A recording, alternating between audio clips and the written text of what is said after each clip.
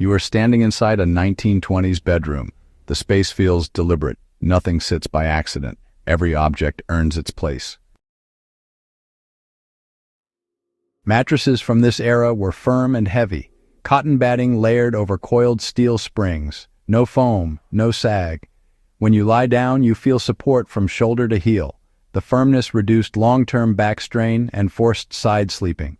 That position protected lungs during cold nights and reduced snoring. Bedding layers mattered just as much.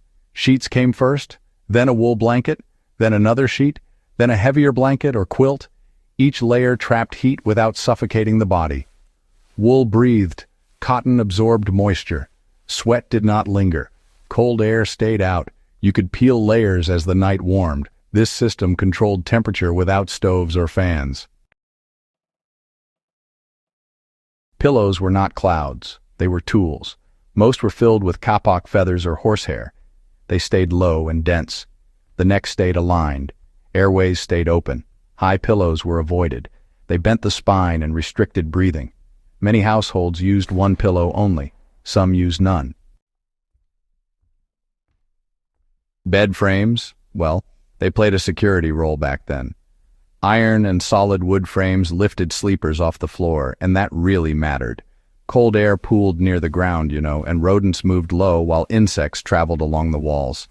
Elevation helped reduce all three of those threats. Now those frames also creaked under pressure. Any movement would wake the sleeper. That sound, in a way, acted as an alarm. Sheets were simple and tight. Fitted sheets, honestly, were pretty rare. Folks used flat sheets, tucked hard under the mattress.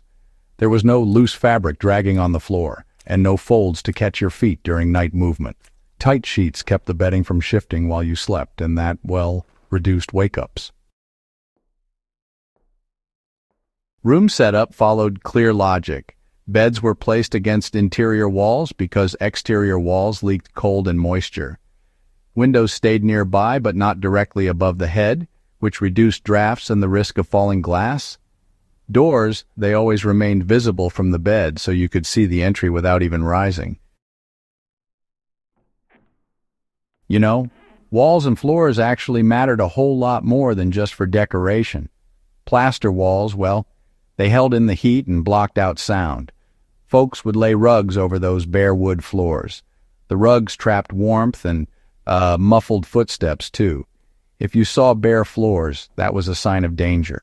Sound would carry too far, and the cold, well, it just climbed right up. Nighttime routines, well, they locked the system together. Bedding was aired during the day, and windows were opened briefly before sleep. Lamps were always placed within arm's reach. Shoes sat under the bed, pointed toward the door. Clothing hung ready, so there was no scrambling in darkness. Comfort and security, they were always linked. Better sleep meant sharper judgment. The bedroom supported that goal. Nothing distracted, nothing wasted energy. Every choice reduced risk. Modern homes, can borrow these ideas. Firm mattresses still protect the spine.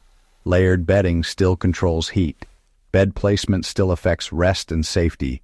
Remove excess, tighten systems, and sleep improves fast. Take one change tonight. Firm the bed, tighten the sheets, or maybe reposition the frame. Sleep deeper, wake alert. Subscribe for more focused history you can use, and share this with someone who values real rest and real readiness.